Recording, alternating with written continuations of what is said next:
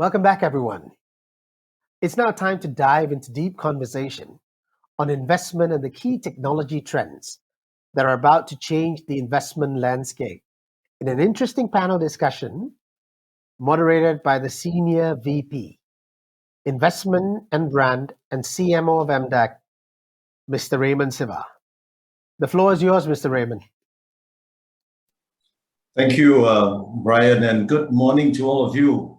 I noticed that the panel session before us had a lot of questions, many engagements. So congratulations to MIDA and MDEC for the launch of the Digital Investment Office, which I'm sure will make a difference to investments from the digital sector coming into Malaysia.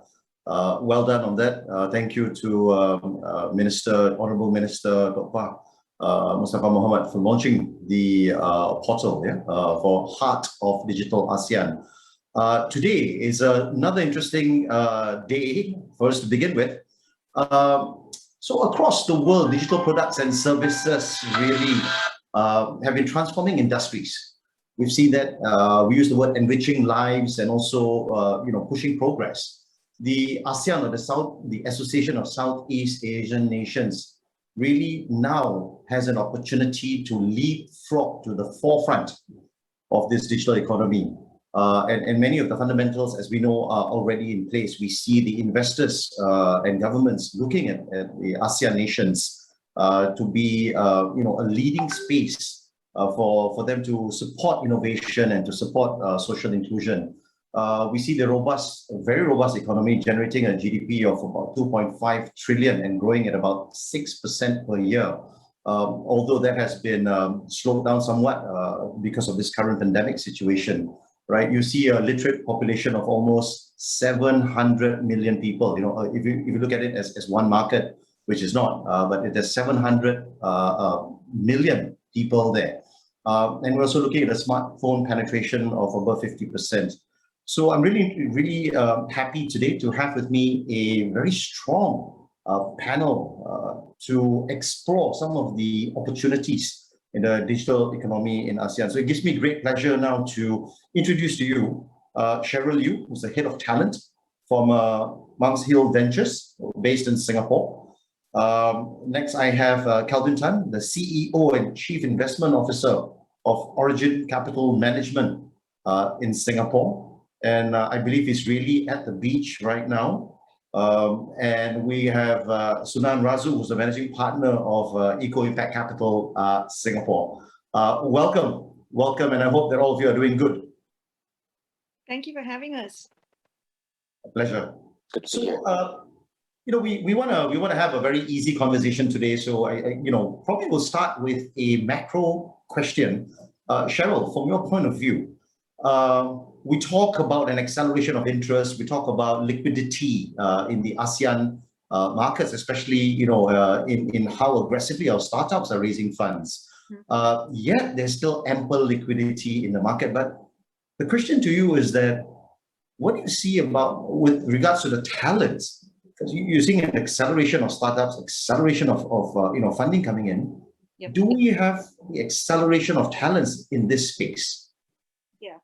So, I'll say that just personally too, right? I lived in San Francisco for about 10 years before coming back to Malaysia. And Malaysia is kind of home to me. My dad's from Malaysia. I have a lot of family in Malaysia. And I was so excited to move back here to this region in 2019 because the ecosystem is completely different from where it was 10 years ago, right? In terms of the pace of innovation, the number of startups, the number of interesting ideas, the amount of funding. I truly believe this is just a fantastic time to be part of the Southeast Asia tech startup ecosystem. Now, from a firm standpoint, Monk's Hill, so we invest in early stage companies across Southeast Asia, primarily Series A, right? And when we look to back companies, one of the key criteria we look out for is who are the founders? What's the quality of the founders behind them?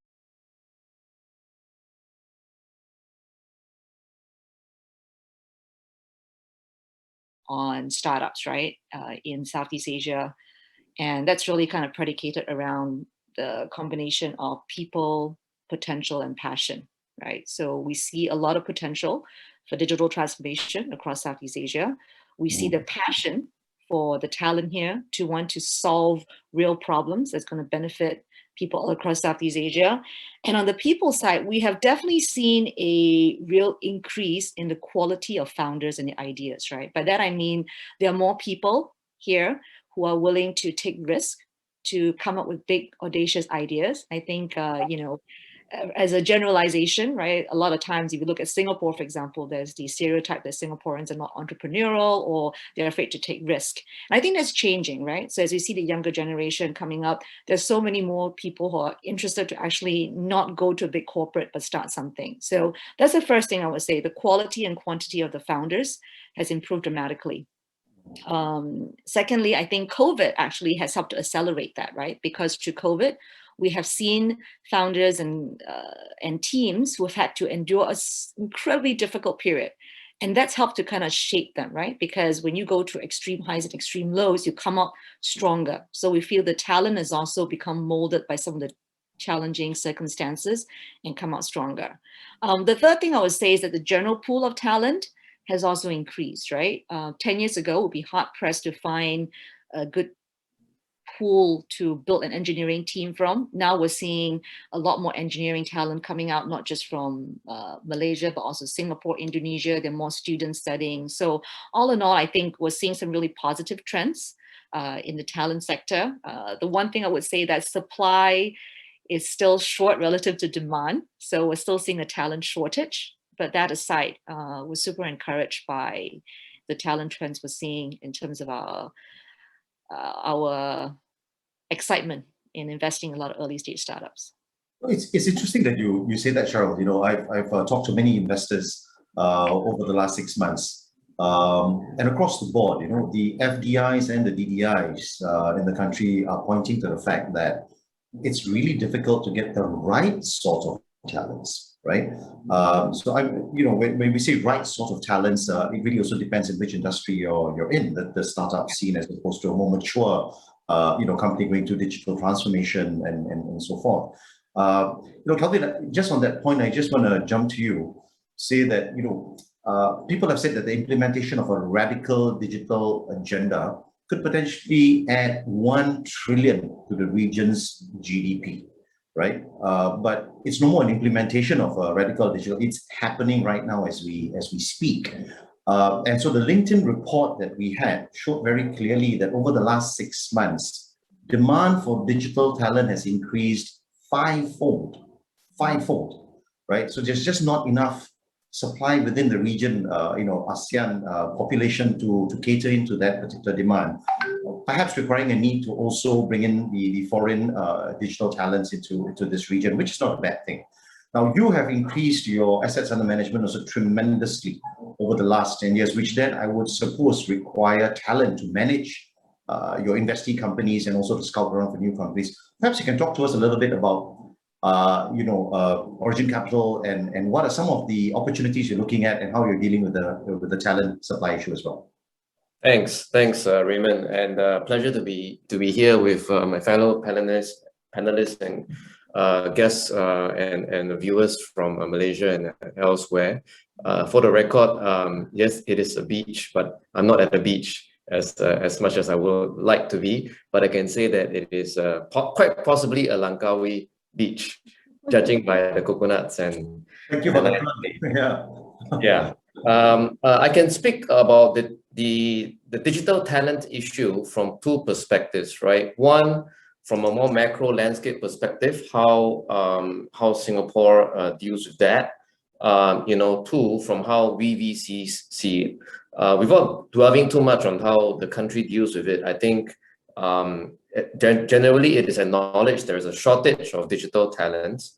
And I think what Singapore has done is to tackle it by subsectors. So taking fintech, for example, they've set up a fintech academy, they've set up blockchain academies, they've set up institutional partnerships with polytechnics, universities, so that 3-5 years from now, that talent can graduate and feed into the needs of companies and investment firms here.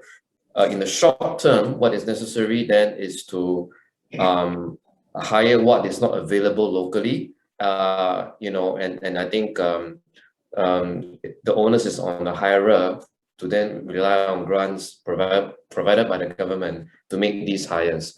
Now, from a investment point of view, I don't think we are short of VC talent per se. We gather most of them from those that are burnt out by investment banking. Sorry to all my investment banking friends, and those who are entrepreneurs themselves, who want to have a hand on the buy side, and those who graduated from mega buy sides like KKRs and TPGs and such. And then they want to get a hand at enjoying some of the intellectual curiosity and then the remuneration associated with carry. We're just talking about this in the conversation. For the investee company itself, I think especially so if you are going into digital economy, whether or not you're based in Finland or Langkawi for that matter, or on a beach, I think it's less important. We're talking about a nomadic world of digital future-ready workforce that does not apply to any of the immigration laws, insofar as now, especially the virtual world has accentuated the ability to work with such skilled engineers, whether they are from Ukraine or from Malaysia or from Batam. It doesn't really matter so much to be onshore. So I think, on the contrary, a digital startup today should tap on the global world for talent rather than think within a geographical context. I shall leave my thoughts on that front on this stage. Yeah. I think that is go ahead, Cheryl. Sorry, I just want to jump in there and say, to echo Kelvin's point, right? As I said earlier, there's a lot more founder talent out there, but the challenge for the startups we see lies in them being able to assemble a strong team as they build out their business, right? And you're absolutely right, Raymond, there is a shortage of talent, right? And specifically, certain areas we see the shortages in cybersecurity, engineering, and product, right? At the same time, as Kelvin said, we're seeing a lot of our portfolio companies become very aggressive and really open-minded in where they hire. For example, one of our portfolio companies, Series A company bought MD. They have about 20 people, and they already have employees in like six different countries, right, including like Europe. Yeah. So I think companies are a lot more open right now to looking for talent elsewhere. That said, I think within Southeast Asia, right, there's still a relatively smaller pool. It's not like Silicon Valley, right, where the concentration of talent is so deep and so wide. Here, I think we're still developing that. So I think in 10 years from now, we're going to see a much stronger ecosystem. And that's why I'm really encouraged to see governments, institutions, schools, even some private startups starting to invest a lot more in their talent so that we can get there in the next decade or so. Just picking up on that point from the both of you, Sunand, I want to go to you and talk about the millennials, right? This famous millennials, and we've read many things. I've just crossed the millennial mark. I may look a little old, but we talk about purpose for the millennials, right? And so as they're coming into this sector, we see a lot of founders from Indonesia to Philippines to Malaysia, Singapore. They're jumping in by the droves, right? To make a change. And for them, it's driven by a purpose, whether it's to do something around, the COVID, or someone who's hit by the COVID pandemic, and so on and so forth. Now, you've got massive experience. You've seen the investments coming in onto impact investing. So just to pick up that line, from your vantage point, when you're investing in a company, be from a ground level MVP startup or right up to the top, what are you looking for when you look at the founders? Perhaps you can share some of their thoughts and some of the success stories, perhaps. Just to build a little bit more about the point that you made earlier on what's been driving all of it. It's a bit of it's demand and it's a push and pull factors. I think as the economies develop and people try and, like a rising tide lifts all boats, they're trying to catch up and ride that wave. And in terms of impact investing, the themes are still evergreen, as they were a few years ago when the topic came about.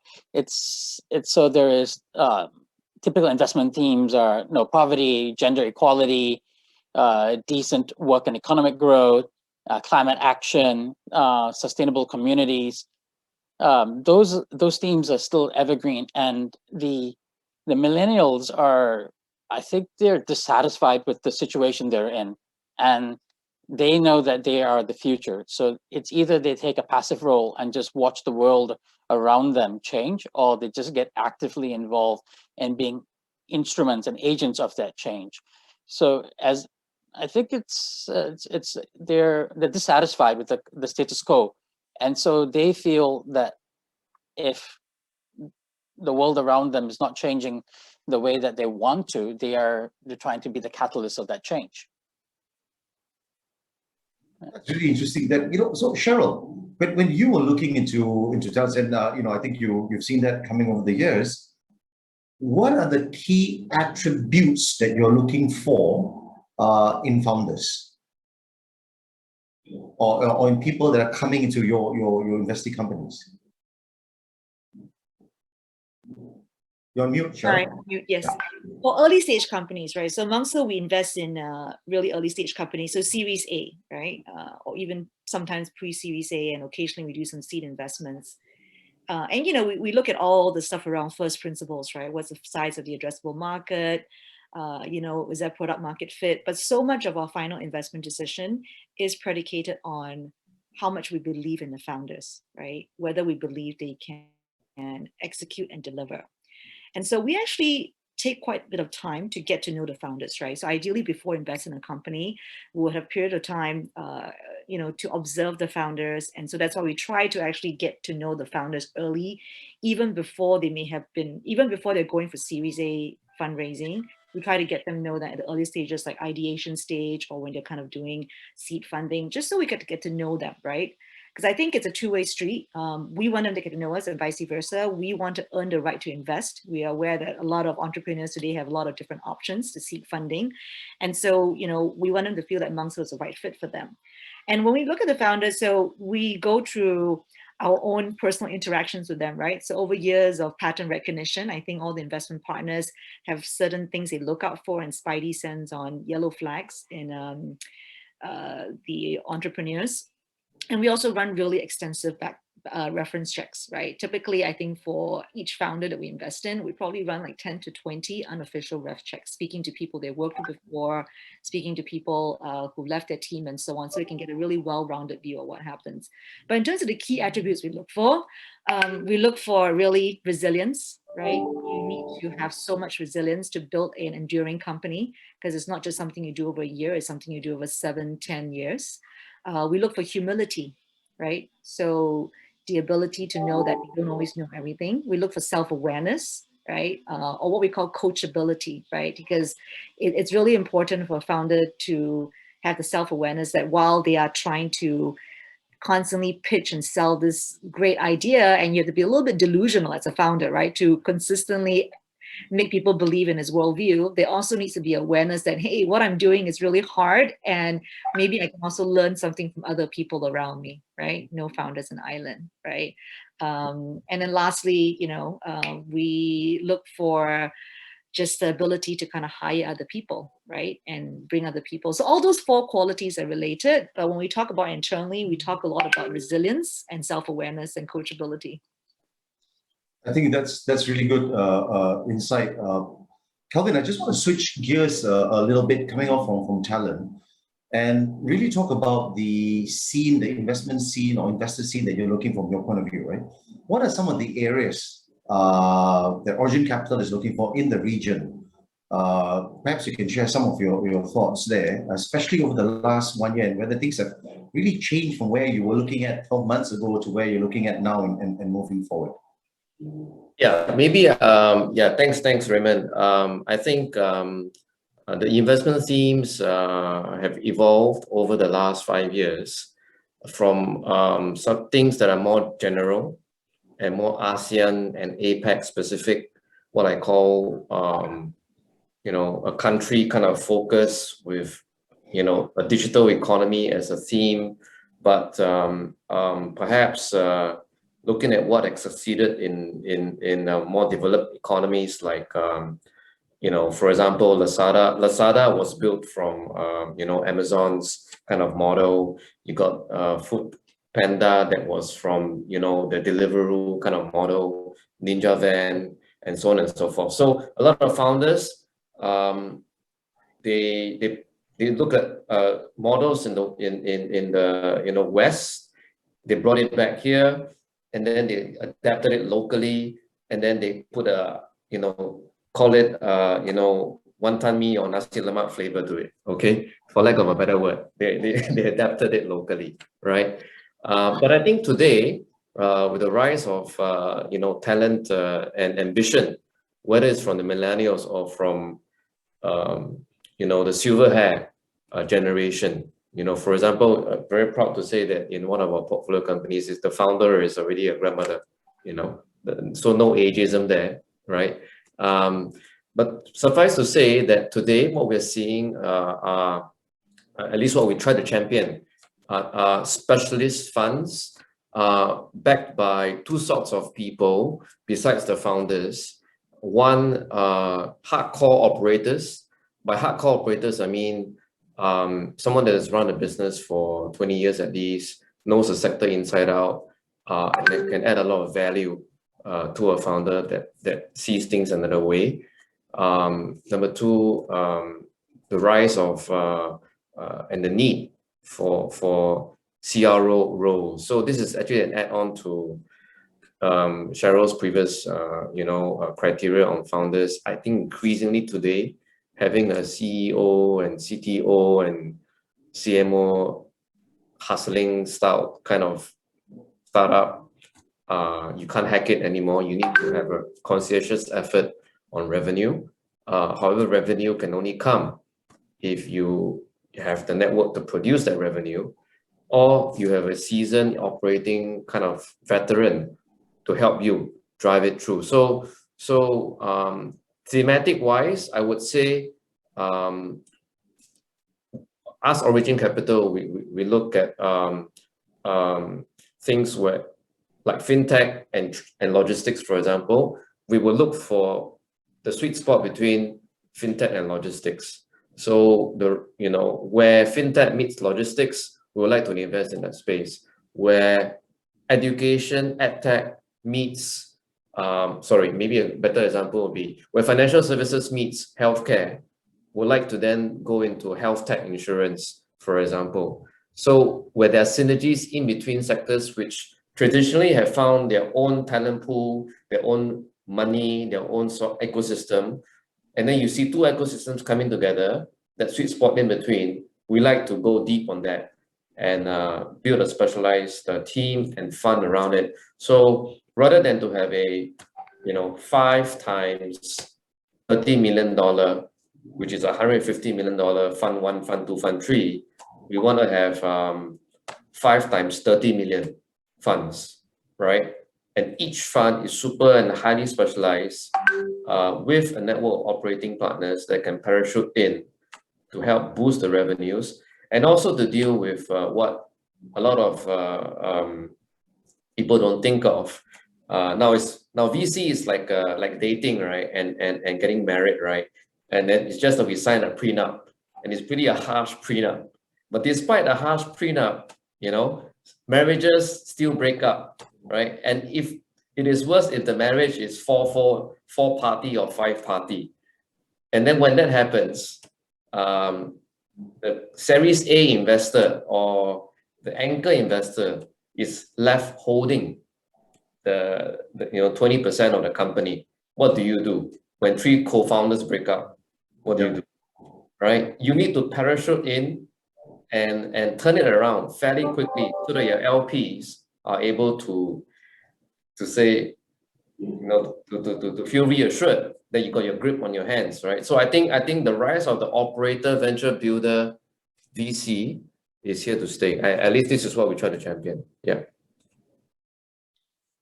Those are fantastic insights. Sunand, from your point of view, where do you see impact investing going? Because there's always a sense that, we need to move into ESG. There's always the SDG in the back of our heads, that's 9 years away. But what is really driving, from your point of view, impact investing? What should founders, what should investors really be looking at in terms of transforming or relooking the way they're running the company, so that it can attract quality investments, firstly, number one, and number two, that, the DNA of the company really is to solve societal problems and also, the bigger goals under the SDG, right? What are your views there? I think you asked many questions, but when I looked at, well, thank you for them all, but I think there's a lot of global trends that are driving impact investing. One is from a demand perspective. There is growing interest from demographic groups that feel that they want to be impact investors. There is also emerging evidence that on the returns that impact investing can deliver. Now and then, from the supply perspective, there's a variety of investment vehicles that are coming about to meet this need.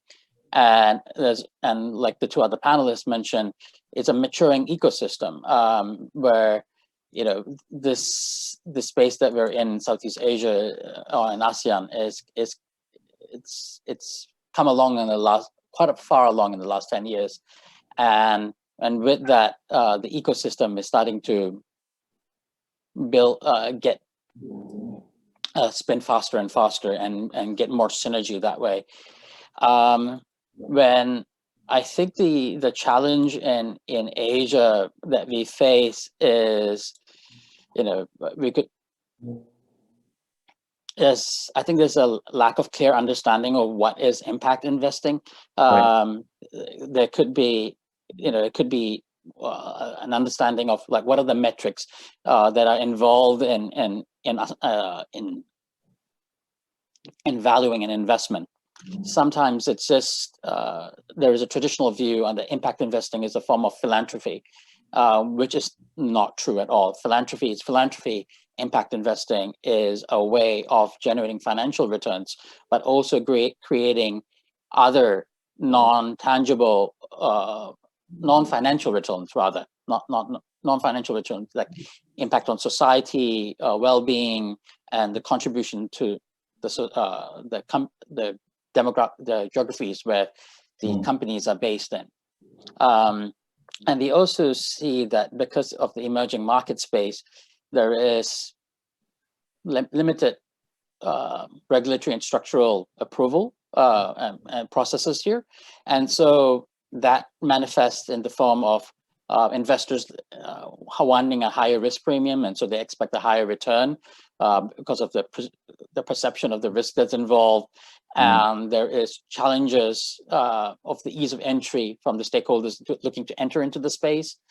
There is also a lack of an efficient marketplace, like the capital available for impact investing is not being fully utilized. There is difficulty in finding good businesses to be involved in. And I think also it's the search process in Asia can be a little bit of a challenge because we use a lot of intermediaries, but we try and create our own network to bring, and like how Cheryl was saying earlier, you try and get to know the founders even before when the ideation stage.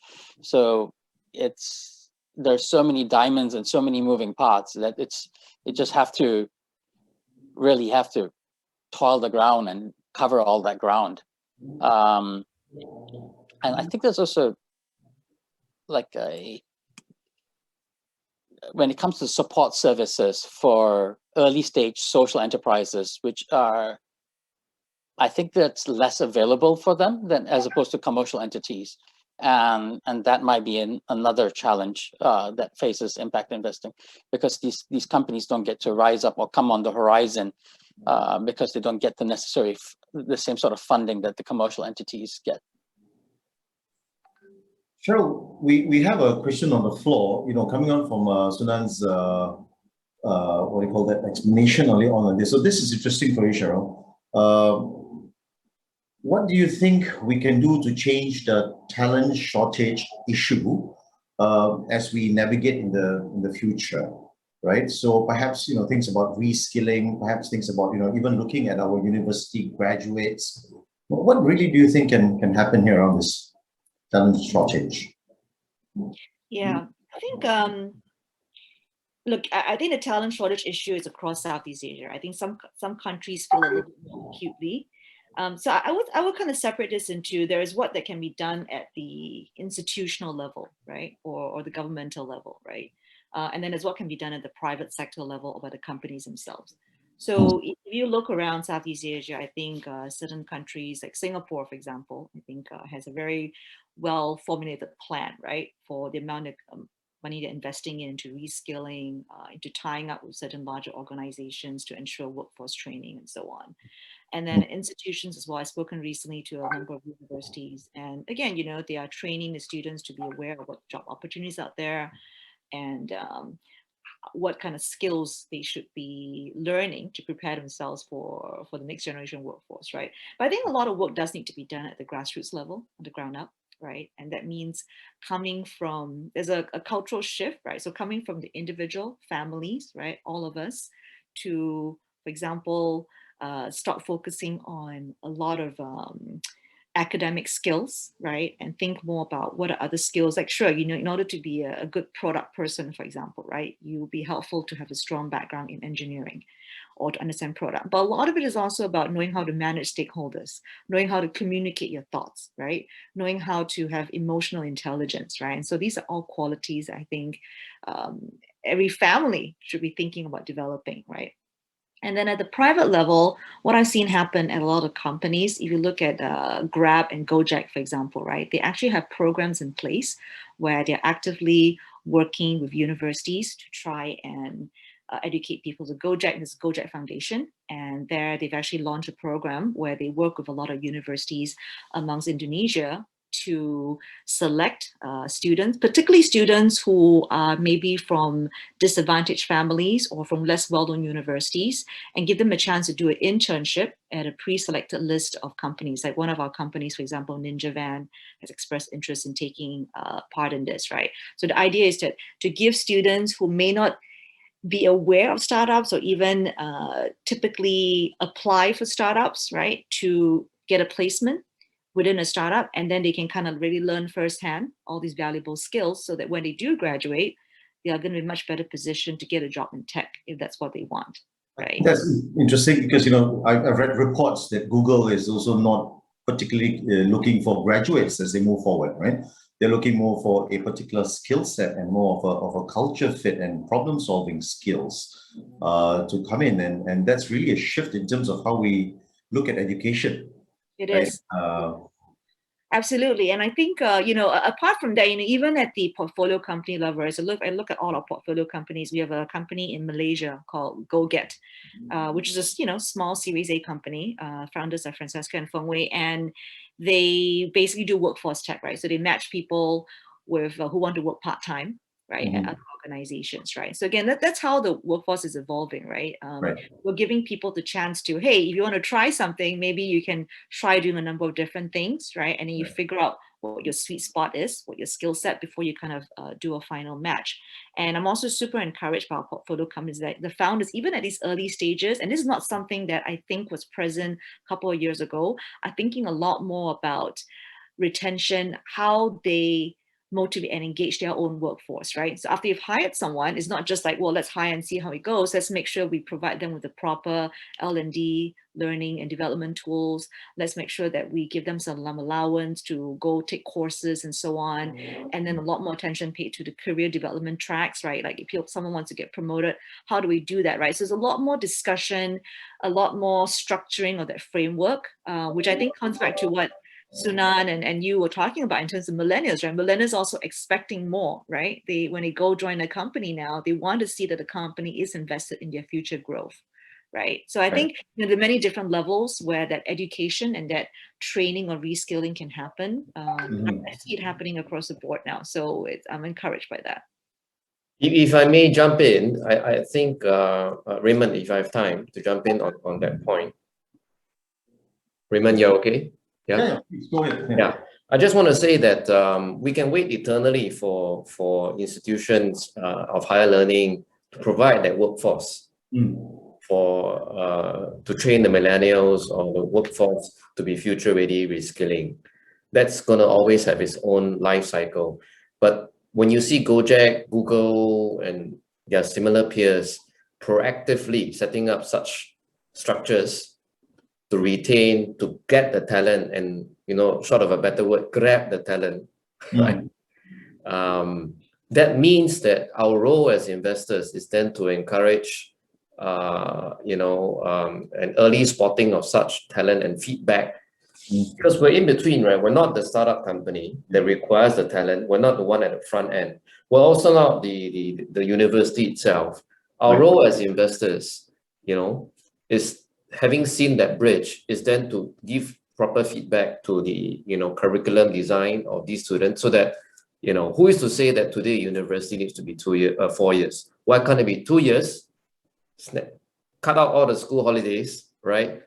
And then have another 2 years of in-campus or internship. 2 years of internship plus 2 years of hardcore core foundational, to me, is a more workforce ready kind of talent to any company than a 4-year, peppered with enrichment and school holidays in between. Before then, the company has to spend 2 more years after uni just to train, right? I mean, you think about it, right? On that note, Kelvin, I just want to ask, are you investing in any company? So going into robotics or AI to replace? So we get happy to share with everybody that we're in the early stages of launching an EdTech fund. We can't share too much yet, but suffice to say that this is not your Montessori or Mind Champs, aftercare kind of thing, which is important. This is also not your 7-year-old, 8-year-old, 10-year-old coding academy kind. This is all the way when we look at the workforce as a life cycle, from as young as 3 years old all the way to when you're even a silver hair. If you think about workforce as a continuous means to produce productive output, right, and meaningful output, because you need to ensure that the workforce finds meaning in what they do, passion in what they do, then the technology or the startups that facilitate this are tremendous. Think outside of JC, A-level, O-level, Cambridge, University. Think outside of that for now. Break all the paradigms. And this is what we're thinking of. Today, Olympics, right? If you see the gymnasts, if you see some videos, the gymnasts from China are training from as young as 4 years old, just to gun for an Olympic goal. Now, if we strive all for corporate excellence, we should think about workforce readiness in specific sectors in that respect. I'm not saying to be so hardcore, because there are certain things where you can start at 3. There are certain things because it's body flexibility and all that. But then, the mental agility, the things that you put through, the readiness and all that, the mind itself has to match with the spirit. And you need to start with a program that is structured with the outcome in mind and the technology that enables that, right? Home-based learning is not doing all of us parents out there any good, right? Because it is just shifting one issue to another, COVID notwithstanding, right? How do you then enable home-based learning to be more efficient? School children in Indonesia are losing 2 years of education because the travel was just restricted to the neighborhood, to the regional schools. How can technology bridge that educational divide? These are the things we want to invest in. Yeah. Right. And on that note, Sunand, so we talk about impact investment. We talked about now, the need, the real need for talent, and even starting from a young age. From your point of view, again, what are the current asset classes that you're looking at, and does that match towards building capacity and capability? So, if you may say, what are the currently popular asset classes against what is the assets that you think will have a real impact in the long term? And that's a question from the floor, that we have. I think Kevin can also jump in on this question, but yes, when it comes to I think there is a big push to go digital, and we can see that coming in several shapes and forms. Like Kevin's point earlier, where we talked about Indonesian kids and how they have lost out about 2 years of education. And one of the other big joys that's coming about is the higher mobile penetration rate.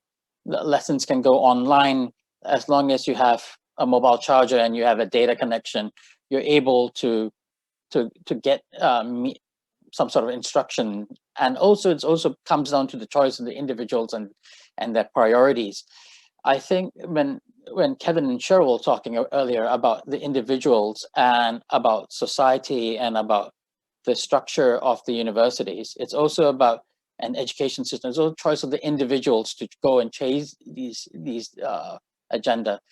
And when I look at the landscape moving out in the near future, there is definitely a push to go digital in several shapes and forms. There is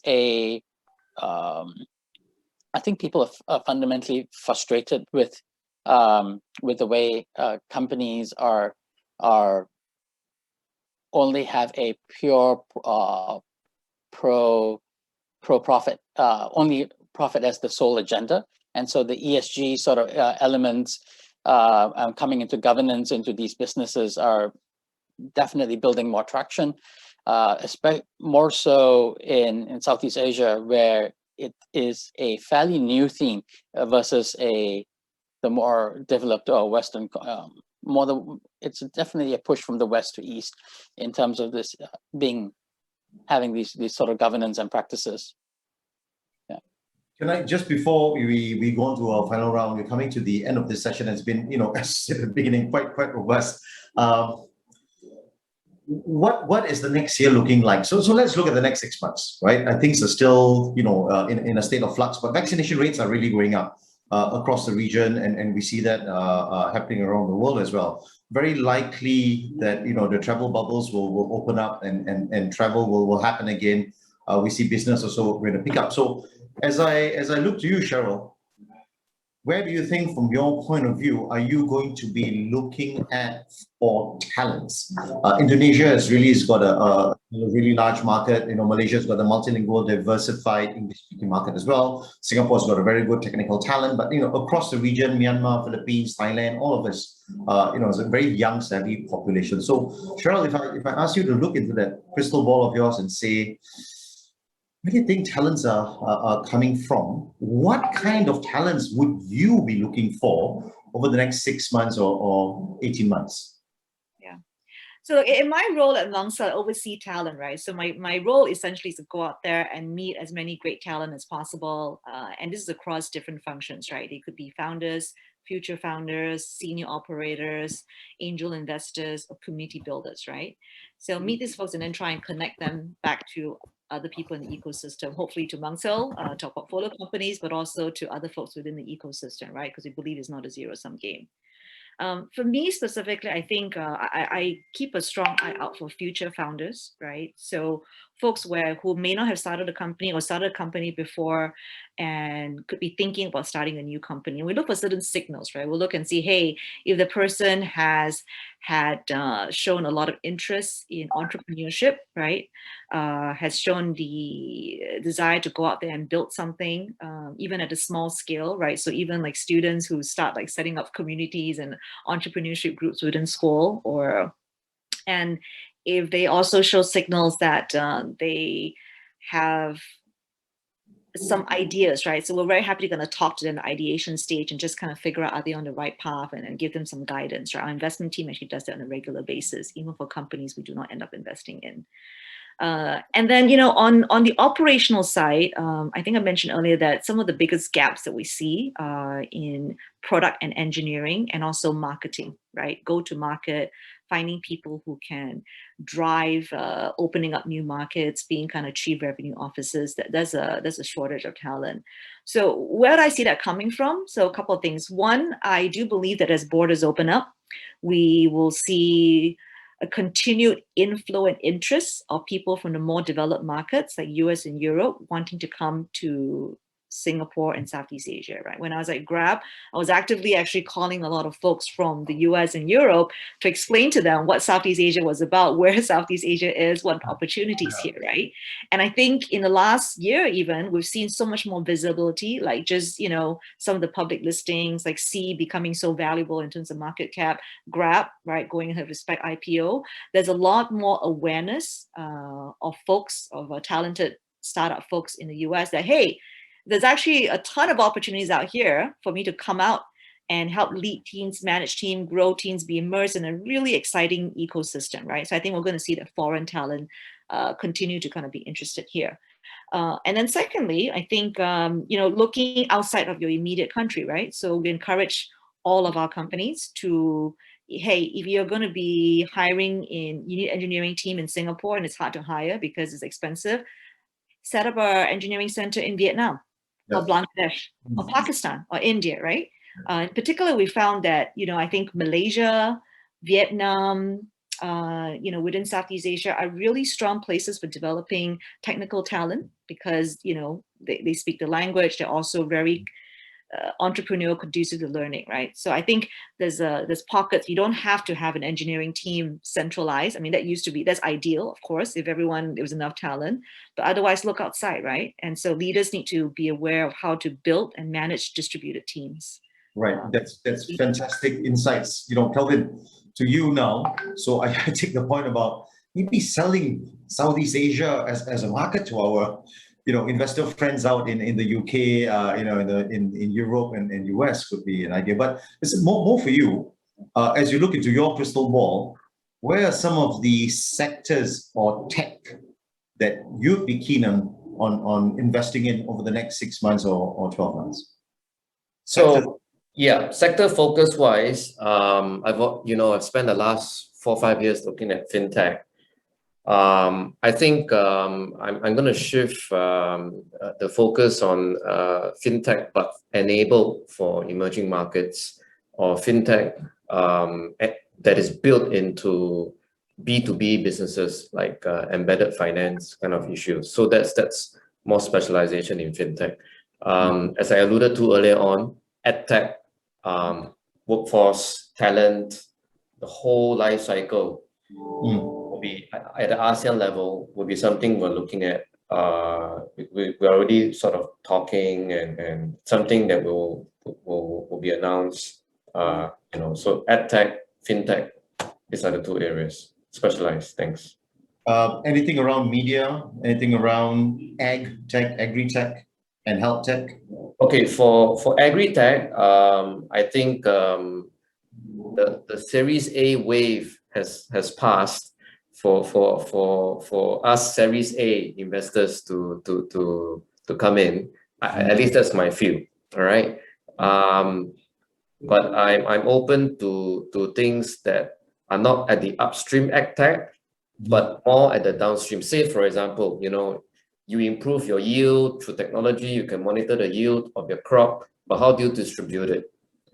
How do you break into a marketplace surrounding 5 other rice or 8 other rubber, distributors, right? Rubber, which is very key to Malaysia, for example, is still a monopolistic kind of oligopolistic kind of sector. But then the downstream portion, right, where you see how rubber can be traded, financed, that's where the fintech and marketplace effects come in, and that's quite interesting. I will look more downstream at tech rather than upstream. Media is a huge personal favorite of mine. I think that you look at new media, you look at digital media, you look at social selling, social commerce, chatting, Clubhouse, LinkedIn, all that kind of stuff, right? That's super interesting. In fact, there's a lot of media VCs in the region. I believe one from Malaysia by one of your telcos or your TV station, and Axiata, I think Axiata has one, and then there's one Telcom Indosat as a VC arm, also looking at telco, where telco meets media, and so on and so forth. Right. I want to give a shout out as well to creative media. You know, I think creative media, creative new media has also not seen as much of a spotlight as it should over and above, I don't know, your baby Photoshop, you know, Canva, and your you know, there's a few others out there which I think deserve a shout out. Yeah. And there's a session panel right after this that talks about that creative industry, investing in the creative I think creative industries is a sweet spot. You know, I mean, we've been having a pet project in-house looking at digital avatars and digital influencers, influencer KOL-led marketing. We've had an in-house project for a long time. Right. We're very keen on that, you know, but that's the first B2C project we're going to embark on. But yeah, Fantastic. yeah. Sunand, what is your crystal ball telling you? Where should you know, companies be looking at? Where should they be strengthening to attract your interest? I think for us, our inaugural fund is around food security. And that's where we, to your point, when you asked Kelvin earlier, so we see that as a theme moving forward.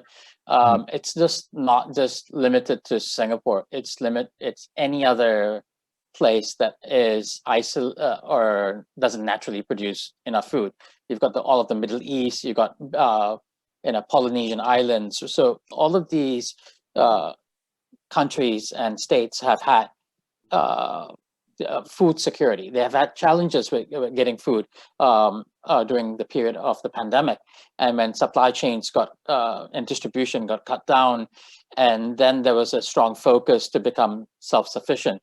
In Singapore, there's a government view to go 30 by 30 or go beyond that, and so our fund is to really try to create an ecosystem of complementing assets in this space. And so my crystal ball, it's a bit like Kelvin. We create our own funds in where we see the direction moving forward, and food security would be the first theme for us, and our subsequent fund would be around the health tech, med tech space, as you accurately mentioned. So that is the direction and how we see the crystal ball moving forward. So I'm going to put you guys in a spot. I know, mindful that we're just a little bit over time. Cheryl, back to you. Quick one-liner, very quick. Why Malaysia? Oh, Malaysia boleh. Malaysia. Why Malaysia? I think Malaysia has actually a very one-liner. Gosh, on why Malaysia? Skilled workforce, fluent in English, and strong desire to find the next couple of unicorns out of Malaysia. Fantastic. Kelvin, why Malaysia and how can Malaysia? The food. But over and above that, besides the makan, I think natural synergies with Indonesia, right? And I think great base to have two markets, you know, together embedded for and strengthen the ASEAN story. Yeah. The agglomeration, I think that's fantastic. So then, I think it's about more to do with the desire of the people. I think there's natural change and desire coming about with the changes, recent changes we've seen over the last 5 years, and we see this natural desire from the people. It always starts with a bottom-up sort of intrinsic sort of approach. You need to want it, and the one-liner would be the people, choices that they make, and motivation factors for them, the push and the pull, and you really do see that in Malaysia. Sorry, I just got one last question. I really have to keep it short. Is that in regards to startups and partnerships, what is the time frame do you need to have in order to establish a partnership or get support from the VCs? And has it been shortened? So I suppose they're looking at from the time you evaluate to the time you put some money in. Just very quickly, Sunand, from your part, what is the typical time frame? Could be anywhere between 3 months to 6 months, and sometimes even longer. It really depends on our confidence in the founders and the amount of due diligence. You cannot use a one size fits all, because different businesses have different needs in terms of due diligence that needs to be done. And one of the points that was made earlier is that if you're going to back the founders, you kind of need to do enough due diligence on them, and that might take a longer period of time than intended. Right. Yeah. Kelvin, quick one. I would say 3 months, and I think someone that is fundraising can shorten that. If you got a few fundamentals in place, you need to know, for example, if you don't have any revenue, you're pre-revenue, don't go to a kind of like a Series B VC, because they'll entertain you, but nothing will get done. Likewise, if you're A with revenues already, then you should target the A to B guys or VCs, who I think you can shorten that. You can also have your own valuation done in-house, because pricing is key. And I think get your accounts audited, normalize. If you're group accounting, if you've got subsidiaries all over the place, normalize them, prepare, them. Do not, if you're the CEO of the company, try not to do it yourself, because then your attention is diverted away from day-to-day business. Right. Find someone within your team that is more finance savvy to do it. If not, hire someone. It's always better to hire someone to run this process for you if you're the founder and CEO of a company than to do it yourself. And that brings us very nicely to Cheryl. Last point, how long do you take to really get a superstar into companies? Yeah, so look, amongst honestly, from the day that we meet a company, right, and if we feel that there's going to be a strong fit and really interested, we move them really quickly to our investment process, right? We kind of talk about it internally. The company comes on site to do a presentation to us, and then we do a debriefing, and we aim to do that within a couple of weeks. Because we know that founders are looking for money, it's tight. I would also say in this current environment, it's probably good news for founders, is that there is a lot more liquidity flowing around. Firms like global funds like Tiger Global, for example, have been known to issue a term sheet on the same day as they meet the founders, right? So there's also put some pressure on all the other regional VCs to kind of step up their game, right? We can't afford to be sitting around for weeks thinking about whether to invest. We need to move more quickly. And this comes back to my original point, what Kelvin mentioned, is that we got to start building relationships earlier. And as a founder, if you are thinking about that you might need to raise external funding going forward, don't be afraid to start reaching out and building relationships with future investors and VCs, right? Just because your product isn't there, it's not ready, it's okay. VCs understand that, and they're always open to starting a conversation earlier and then following up with you over time. Cheryl, Kelvin, Sunand, thank you very, very much. You've really, I think, peeled off so many different aspects to investing in ASEAN. Really also assisting us in Malaysia to make Malaysia the heart of digital ASEAN. So again, I want to thank you for your time. It's been such a wonderful conversation, and I hope to get you guys in physically into Malaysia when the travel bubble opens so we can introduce you to more of our companies. But let's look at it online for now and see whether we can bring some of the companies to you as well, right? Stay safe, have a great day ahead, and again, thank you very much for your time. We'll have this recording available on our platform, so if any of you missed the earlier part, do come and join us on the platform and see it, and do share this video to whoever you think would find it useful, and I think a lot of people will find it useful, right? On that note, signing off. Thank you again, all three of you panelists. Have a great day ahead. Thank Bye-bye. you, Raymond. Have a great day. Thank you. Bye-bye. Bye. Thank you, Mr. Raymond and the esteemed panelists for that captivating session indeed. I'm sure all those listening in found that engaging conversation, and it certainly opened the minds of our attendees here today. So we will now be moving forward to our next session, and it will begin shortly. Please click join the session.